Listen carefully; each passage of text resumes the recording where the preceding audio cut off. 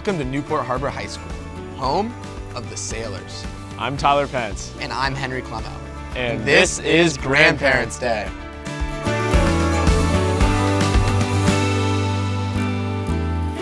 Each year, generations of sailors come together to celebrate learning, legacy, and community. Over the next half hour, we'll visit classrooms, meet students and teachers, and see what makes this campus feel like family. Let's get started.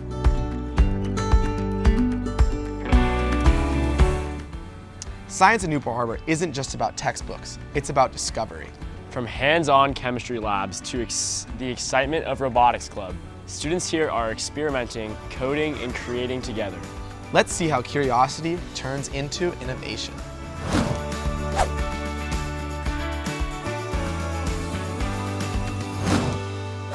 Hi, I'm Kiran Kumar. I teach computer science here at Newport Harbor High School, AP Computer Science Principles, as well as AP Career Kickstart Networking Plus.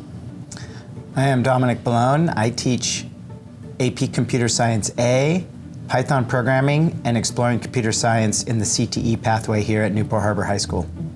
Computer science at Newport Harbor is about problem solving, overcoming obstacles, using computers to create digital artifacts. If someone were to peek their head into this classroom, it could vary from day to day and depends on which course it is. If it's Ballone's Exploring Computer Science Principles, there's a lot of offline work they're doing in the design process and the iterative process of that and coming up with something better. And that usually maps over in Python and in Java and in Computer Science Principles, which is in JavaScript, to them working in the digital domain in their coding environment and practicing that design iterative process. And then they're smashing buttons and trying to create an interactive experience with code. So one milestone that we're looking for students to achieve is to pass their certifications for the various classes. So the students certify in the programming language called Python. They also certify in JavaScript, and they also certify in Java. So this is a great milestone and resume builder for these students. There's a qualitative component, which is hard to measure, which is that resiliency and that productive struggle, which is the design to solve the problem, prepare to solve it, test it, iterate it, and it's frustrating. And oftentimes it doesn't happen right away. And the feedback is immediate, right? And that idea that failure is feedback. So it's not really failure as much as it is iterating on a design. So that is difficult to gauge because they all get there at different times and their seasons. And so you hope that as they progress, they develop that tenacity. When students are programming together, I always enjoy that, where you have one person who is in charge of the keyboard and the mouse, and the other student is the navigator, driving, asking and answering questions for the person who's doing the clicking and typing.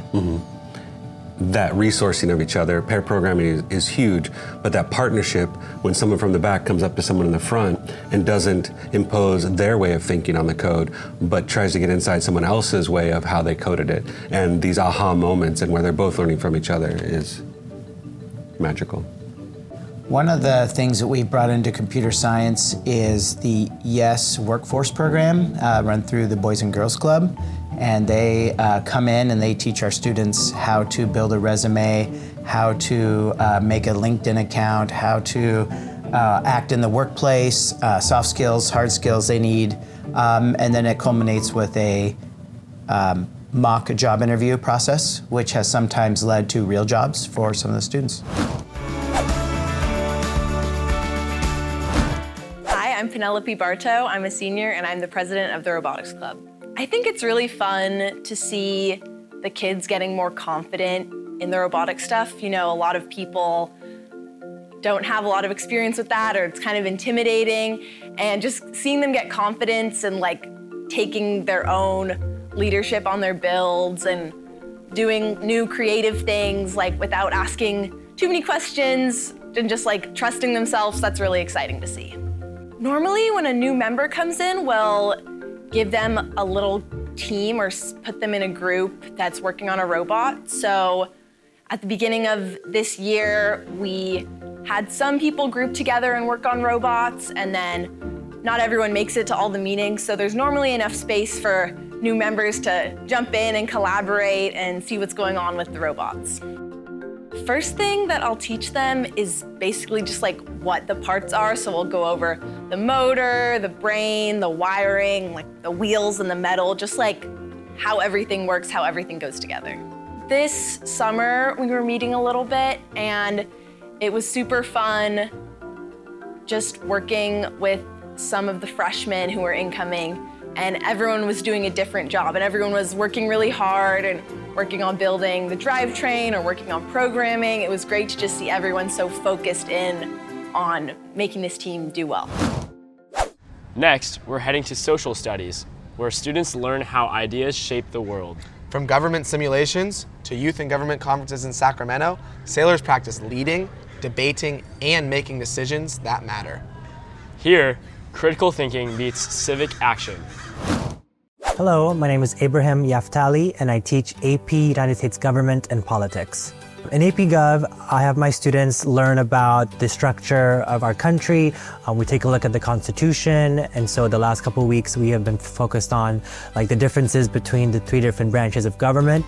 And this helps students because they're able to learn the structure of our country, and they're able to apply this. They're about to graduate, and so when they leave my classroom and they are now adults, they can use this information to vote and to pay more attention to what goes on in the world around them, but also what goes on in the news in our country. Actually, a couple days ago, I had my students examine a few Supreme Court cases. And so whenever we do some research on these cases, I have my students break into groups and they need to look up the information, and they use the textbook to understand what this court case is about.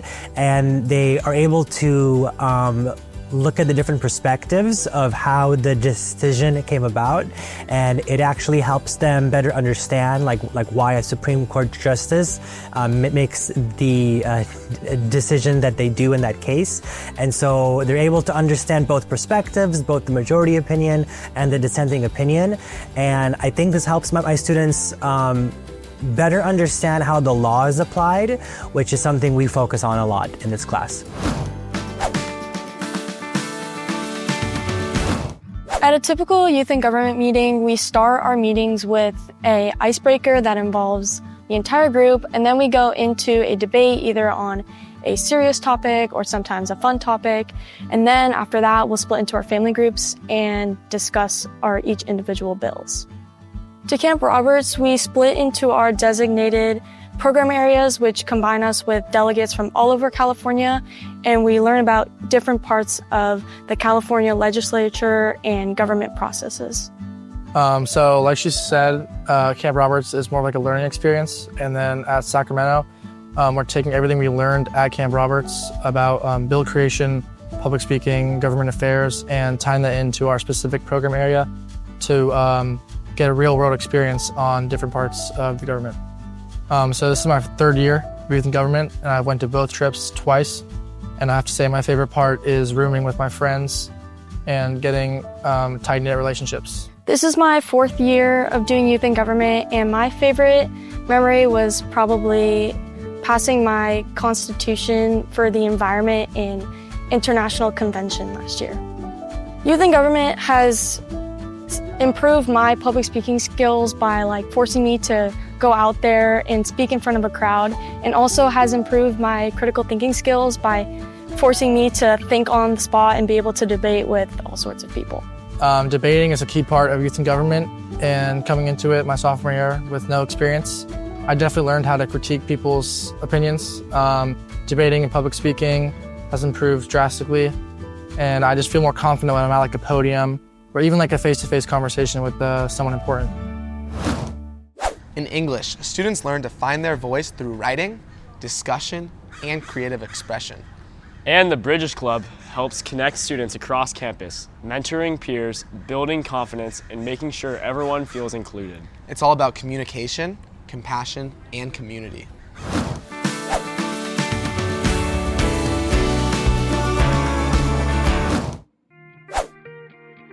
My name is Alex Goodman. I teach IB Literature HL2, which is for 12th graders. I teach Comp Lit 2 for sophomores, and journalism, which is an elective for all grades. I think the mission of IB Literature is to understand how literature is actually made. The students who take the class usually take it because they love reading already, but just because you enjoy reading novels or poetry or plays doesn't mean you actually know how those types of literature are put together. So we try to deconstruct pieces of literature and figure out what did the writer actually do to make that text and to make it so effective. In the senior year of IB Literature, we spend a lot of time on theme statements. Like literature itself, a theme statement is a thing that a lot of students are aware of, but they might not know how to define it or how to write one. So we spend a lot of time learning what a theme statement actually is and how do you construct one so that every student in the class understands if you give them any type of text, whether it's a sonnet or a novel, they can come up with an accurate theme statement so that they can connect the specifics in that particular text to a universal idea that could apply to anyone. Hi, I'm Debbie Pogue. I teach English and AVID here, and I'm the Bridges Advisor. Hello, my name is Angel Zavala. I am the Bridges Specialist here at Newport Harbor High. I was an alumni of Newport Harbor and am now so happy to be here working with Bridges. Bridges is a student leadership program on campus where students plan and facilitate projects that work to make our campus culture kind and respectful and to connect students together. Yeah, Bridges is under the organization Groundswell. Groundswell does many things along with kind of conflict resolution, teaching about bridging people of different cultures, different identities together, and creating kind of a welcoming and warm climate in different schools, organizations, or workplaces. The whole point of all of our projects that we create, including our Take What You Need affirmation wall during Kindness Week and our Mix It Up at Lunch event, are all about trying to build connections between people. We want people to feel safe and welcome here. We want them to feel connected to their peers. We want them to feel like they're always going to be treated with kindness and respect and really foster that empathy on campus. And so we hope that any project we do is going to make students feel loved and cherished and respected. Yeah, the whole point of Bridges is to bring people together to make sure that you feel seen, heard, and valued on campus. And we're hoping that the affirmation wall can do that in some capacity, right? Whether you're taking a note for yourself to just affirm yourself for the day, or maybe taking one to pass along to a friend. We're hoping to make that kind of like feeling of belonging and welcoming here at Newport Harbor.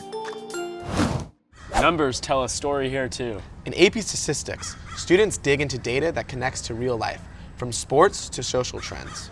And in Math Lab, teamwork makes math make sense. Students help each other ask questions and turn challenges into breakthroughs. I'm Ms. Reinberger. I teach Algebra 1, Algebra 2, and AP Stats. So if you ask my students, they would say that there's a lot less math involved than I think they originally thought there was gonna be. It's really about understanding the world using data. It's less about like the actual math and more about understanding why things are or why we can say certain things are true or not true based on the data that we've been given or that we've looked at. Take a minute, you know, you're used to like, here's a problem, here's the formula, plug in the numbers, get the answer. And it's really not like that at all. You have to do a lot of analyzing before you start at all. I mean, especially right now with the way that information is like disseminated to people on their phones constantly, like the claims that they're making, like are they allowed to make those claims based on the data that they have or what they looked at? I mean, everything that you do, the decisions you make every day have to do with statistics, like what's the probability that if I hit snooze one more time, I miss the bus? That's a statistics problem that you're doing in your head every morning. So I think it happens to everybody all the time and they don't really think about it. And so maybe, like I know some of my students have come in and be like, I used it in real life. And I'm like, you do it all the time. You just don't really think about it as often as maybe you're actually doing it.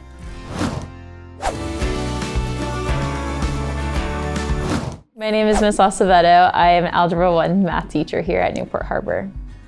Hey, I'm Mr. Davis, and I teach Algebra 2 and Geometry. So what I view the goal of Math Lab is to make sure every kid has an opportunity to get as much help as they need to be successful in their math classes. What Math Lab does is it lets us as teachers make sure you get the reteaching and the support every student needs to be successful. I believe that when students come in asking, I'm not sure how to do this problem, I've tried my best to do it, I looked at my notes, I double checked other problems, and now I'm really just stuck and would need clarification. I think that's the best tool for students to come in with attempting to do the problem, and then us guiding them to solve the problem. Yeah, and something I like doing with Math Lab is I try to group kids together so they're in the same class.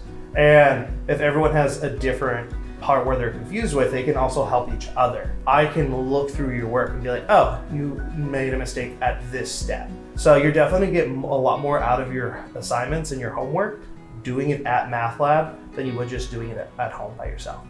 So Math Lab is offered Mondays and Tuesdays. Mondays is Miss Acevedo's day, and that is from 4 to 7. The other day for Math Lab is on Tuesdays, and that's from 4 to 6. And Math Lab is always in the library. AVID has become one of the most impactful programs on campus. From organizing binders to planning for college, AVID helps students dream big and stay on track. It's all about preparation, perseverance, and possibility. I'm Mr. Ballone. I teach computer science in the CTE program, and I'm also the sophomore and the 9th grade AVID teacher.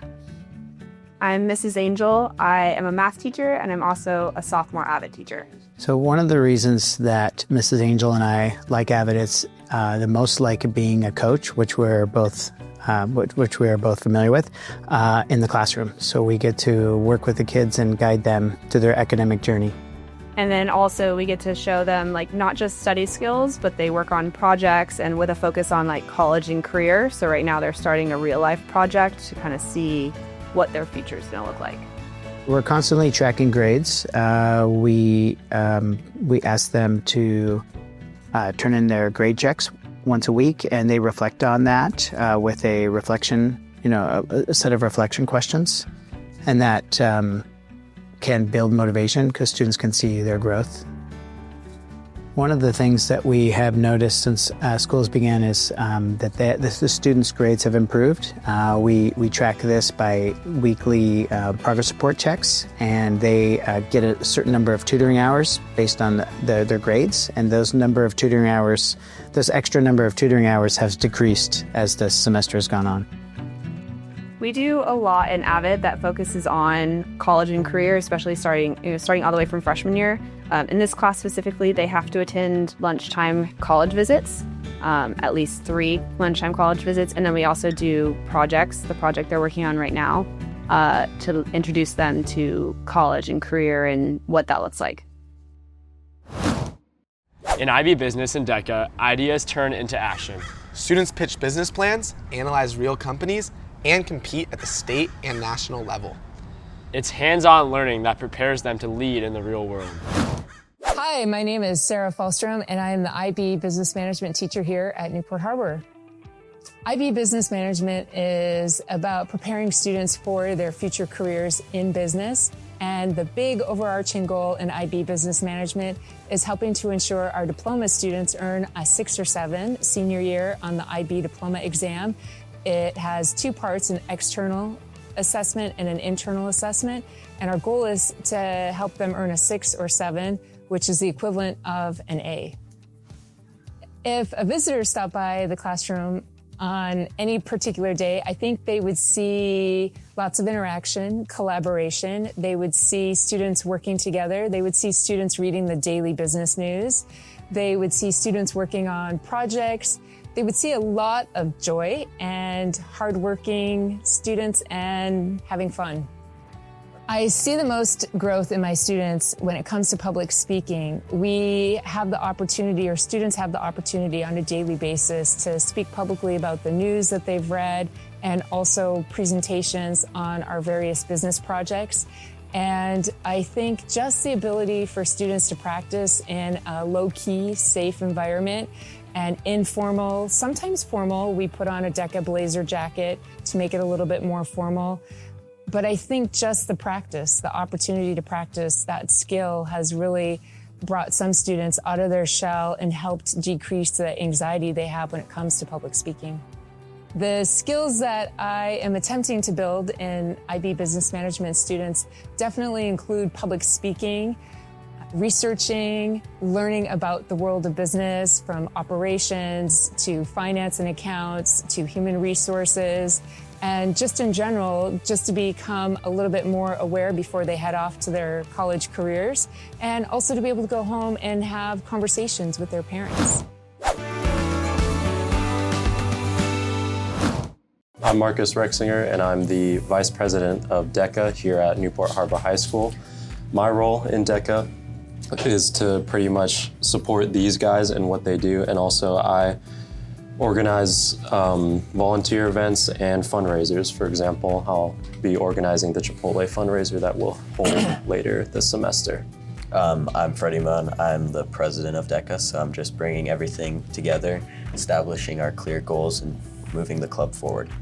I'm Bradley Deerfield, and I'm the secretary of DECA. I basically arrange all the attendance and meeting minutes, and also help out with stuff that they need, or pretty much anything that's needed. DECA is our business, finance, and marketing club, and currently we are actually participating in the Wharton stock market simulation. Yeah, and the Wharton stock market game is a global competition put on by the Wharton College at UPenn. This is where high school teams get to compete in the stock market. And it's a little different than your average stock market game because you're not just competing for who can make the most profit, but there is a set of criteria that's laid out in a case study that they give you, and you have to follow those to a T so you don't get disqualified.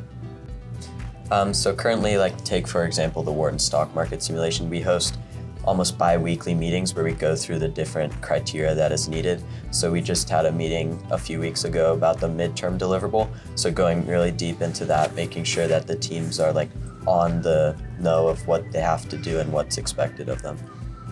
We recently had our midterm for the Wharton stock game where you had to do a 500-word analysis on your stock portfolio project. All the teams that made theirs, they were all really good and really impressive for their level. Creativity shines in our performing arts programs. From choreography to live performance, dancers express stories through movement and dedication. It's art, discipline, and heart, all on one stage.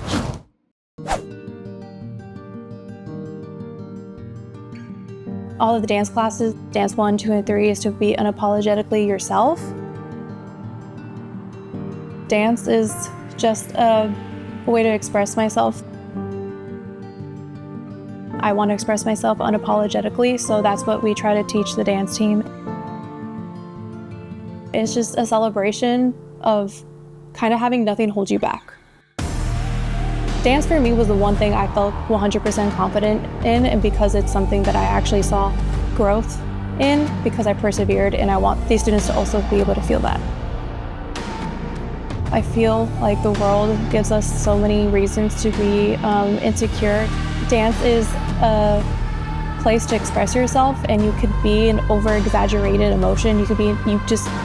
There's no reason for you to not be able to express the most confident version of yourself. We work on confidence in the dance room, and that's if number one, that has to be there, but when we go out into and perform for Reyes or the Intuit Dome or wherever it may be, it is kind of bringing what we do in the room and then out into the community, and just showing that we do have something to say and we do have a part in the community, and people are supporting us just like we are supporting them. The culture for dance is to be unapologetically yourself while we're also learning about each other's perspectives and being able to communicate and build together something that's safe with one another. School spirit at Newport Harbor is next level. ASB keeps the campus alive with grade wars, rallies, and that famous sailor pride. And when Friday Night Lights hits Davidson Field, it's pure energy. The Tarpit, band, cheer, and football all coming together. It's not just a game, it's a tradition. Hi, I'm Shan Espong. And I'm Chance Bolding. And we are both on the Spirit Committee in ASB. ASB is in charge of promoting school spirit all around campus. Hi, my name is Zoe McNaughey, and I'm a varsity cheer captain. Hi, my name is Claire Eady, and I'm also a varsity cheer captain. I'm Bells Lutz. I am the drum major at Newport Harbor. I'm Jack Garrow, and I'm the assistant drum major at Newport Harbor. My job as drum major is to make sure that everybody is doing what they need to on time. So that means I lead the band out, and when we're here, I help them to set up. The ASB is in charge of the Tarpit, which is a big group of students that come out to support various sporting events, specifically Friday night football games. My favorite part about leading cheer at Harbor is the connections I make with my teammates and my friends, and all the time that we spend off the mat and on the mat together. One thing that is a tradition at Harbor is we have cadences, which are just when the drums perform, and that's something that the crowd really enjoys and is typically a hype up for everyone. So those are fun, and those are usually played on third downs. In order to keep the Sailor spirit up at football games, we like to do chants and cheers with the crowd to get them to follow along with ASB. We also sometimes run flags across the track, and then we'll also do games at halftime that get people from the crowd onto the field, and people get to see their friends have fun. One thing that we incorporated in this year was working with cheer. So at our most recent home game, we did a combined halftime show, which helps everyone have one solid performance and brings the programs together. One thing that I do to inspire my team during game days is encouraging them while they're doing their stunts or tumbling on the sidelines. The Tarpit means a lot to us in ASB and everyone on campus because win or lose, it's important to have a big student body supporting the various teams and students on campus. And it's a big deal and very important for us to make sure that we're setting this standard that when you come into high school, you're looking forward to being a part of the Tarpit and getting to be one of those people that's in the stands having fun and hyping up the other students. Our sailors dominate in the pool and on the court. Water polo builds teamwork and toughness, while volleyball shows precision and passion. Win or lose, it's all about the effort and unity behind the Sailor name. Now, let's hear from students in both sports. The theme of our team this year is mainly building our team culture and our bond. The theme of our group this year is mainly building a culture where we're all good friends and trust each other on the court. What's going to help us succeed most, I think, is our serving tough, and then definitely running our offense and spreading it around. I think it's really hard to win if you don't trust each other, so having that chemistry on and off the court kind of builds bonds within us, and that's really helpful for success. Yeah, last year was really good. I think we swept them in 3 both times, CDM, and I think getting a good warm-up, a good start is really important so that you come on the court warm and ready. And same thing, spreading the offense, the setters, Talea, Barry. I think her spreading the offense around is going to be good for us. I think our offense's most important strength is showing up in the big moments. Like when the game's close, we usually put the ball down. So I think that's really important, being clutch in the big moments. One word to describe Out of the Bay, probably electric. Just because there's so many people, you can't even hear yourself. It's a lot of fun.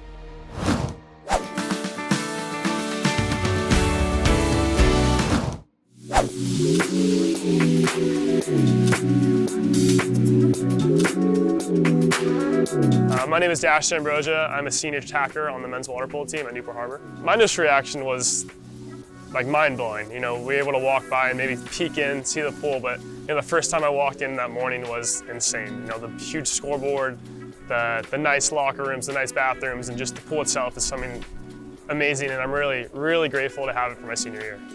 Hi, my name's Kylie Robinson. I'm a senior on Newport Harbor's water polo team, and I'm an attacker.